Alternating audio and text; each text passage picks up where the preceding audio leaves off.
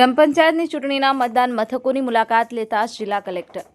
ગ્રામ પંચાયતની ચૂંટણી અંતર્ગત સમગ્ર રાજ્યમાં મતદાન થઈ રહ્યું છે, ત્યારે છોટાઉદેપુર જિલ્લાના સરપંચો અને સભ્ય માટેની મતદાન પ્રક્રિયા થઈ રહી છે.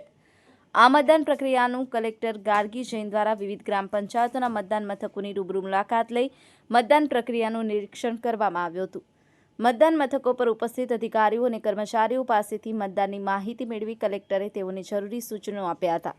આ મુલાકાત દરમિયાન છોટાઉદેપુર જિલ્લા પોલીસ અધિક્ષક ઇમ્તિયાઝ શેખ, મદદનીશ પોલીસ અધિક્ષક શ્રી ગૌરવ અગ્રવાલ પણ ઉપસ્થિત રહ્યા હતા.